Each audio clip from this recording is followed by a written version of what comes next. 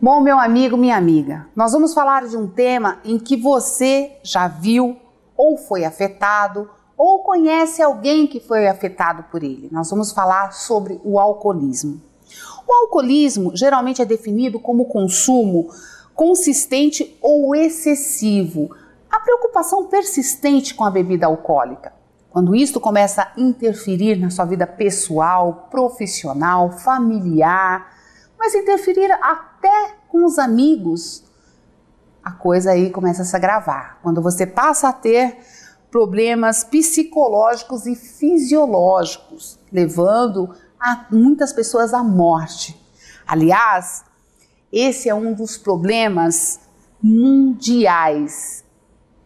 Então, um problema aí que a gente tem que se preocupar.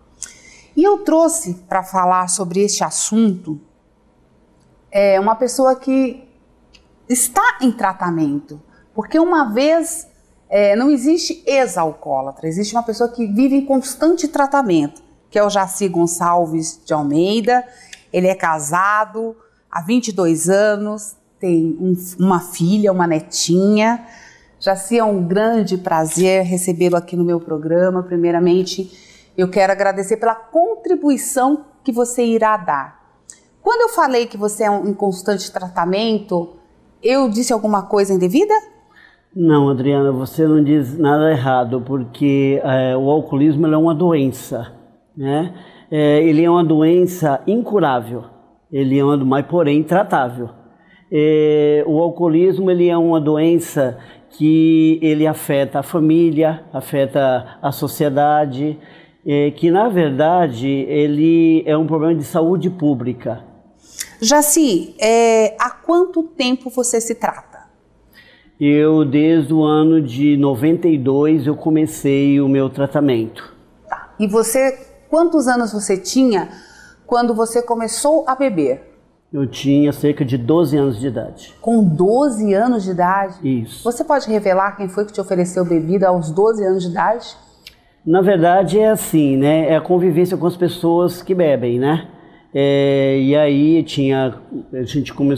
eu mudei para um local onde a gente tinha amigos, e esses amigos começava a beber, aí era coisa de menino, ia para a cidade, comecei na época a estudar, porque a gente morou sempre em fazenda, né?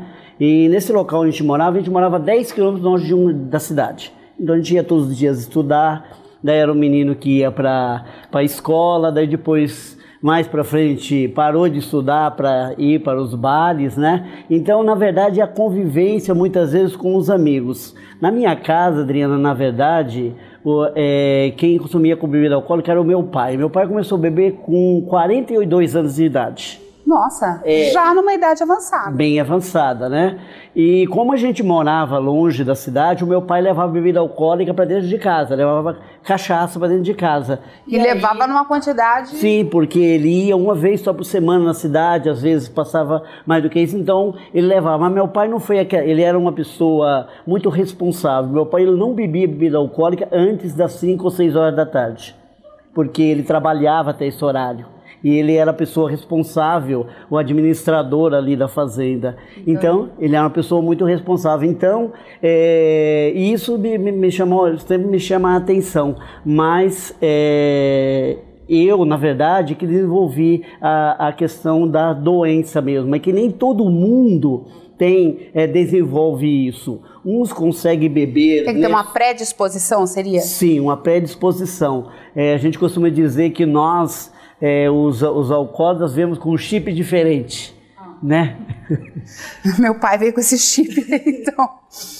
Bom, deixa eu te perguntar uma coisa. Quando você percebeu assim, ou as pessoas à sua volta começou a te alertar que você estava se excedendo? Como eu te disse, eu fui nascido e criado no interior de São Paulo. E um dia eu quis ir embora para São Paulo, como das pessoas que moram no interior achavam que São Paulo, né? Hoje essa questão está um pouco melhor. Mas antigamente a gente achava que São Paulo era Hollywood. Era coisa maravilhosa, né? Então eu vim para São Paulo. Quando eu cheguei em São Paulo, aí que eu fui mais pro fundo do poço mesmo. Eu cheguei em São Paulo, eu não tinha parente nenhum aqui. Quantos anos você tinha na época? Eu tinha 22, 23 anos, por aí. Foi em 1986. Então, tinha mais ou menos essa idade. 85, se não me engano, nós tivemos um problema grave de desemprego no Brasil, se não me engano.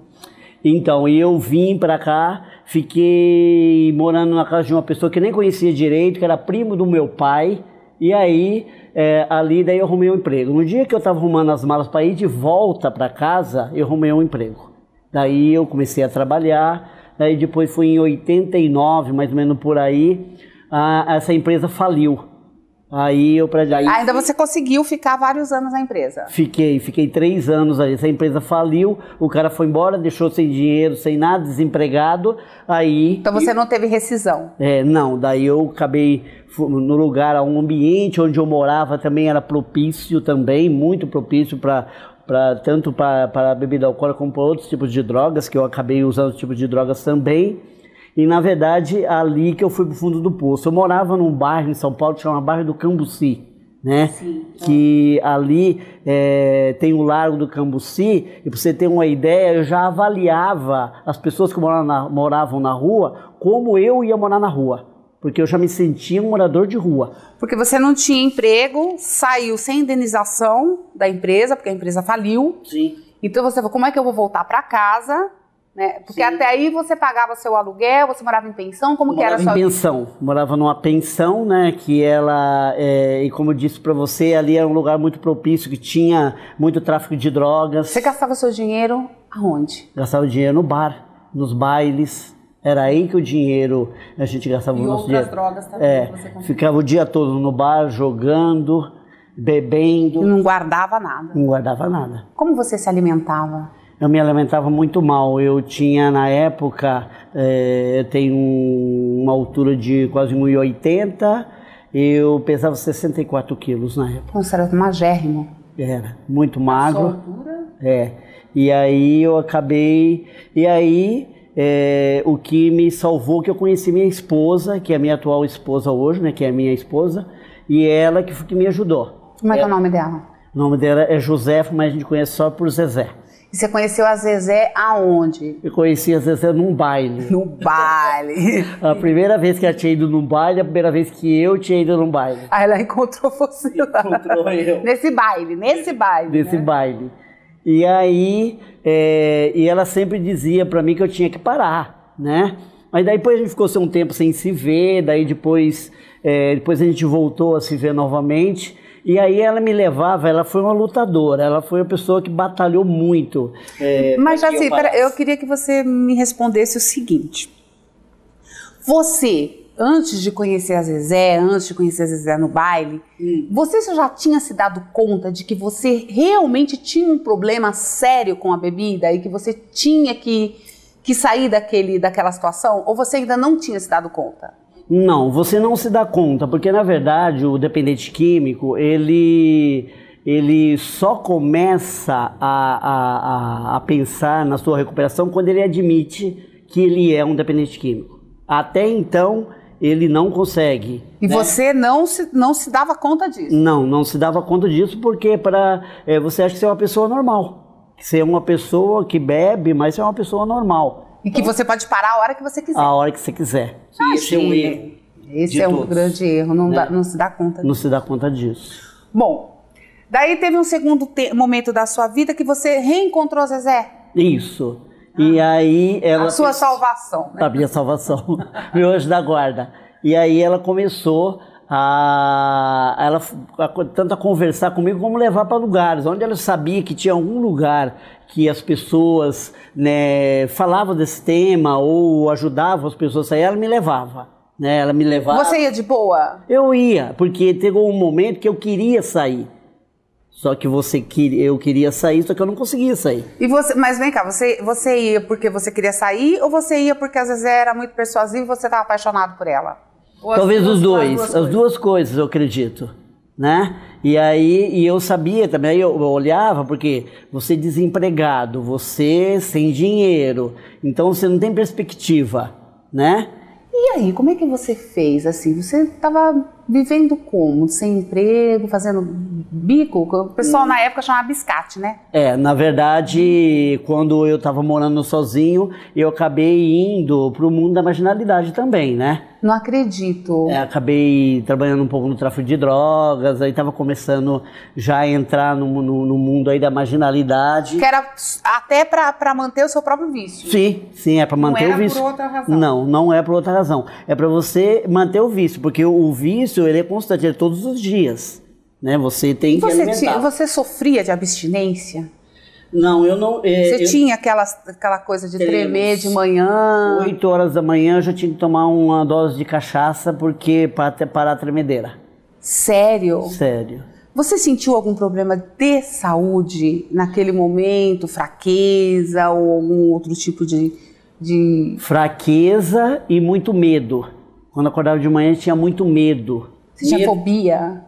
Eu acredito que sim, eu acho que pode ser chamado de fobia. Eu tinha um medo de tudo, que eu tinha medo das coisas e começava a pensar no futuro. Tinha medo do futuro também, ou seja, tinha medo da vida. Você se via um maltrapilho e você falava, esse vai ser o meu fim. Esse era o seu medo. Esse era o medo.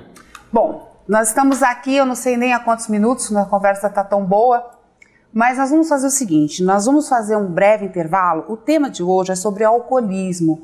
Eu estou falando com uma pessoa que foi ex-dependente químico, está em tratamento há muitos anos, porque, como ele acabou de me dizer, o tratamento ele é constante, diário, é mais um dia sempre. A gente volta já para falar sobre alcoolismo. Não saia daí.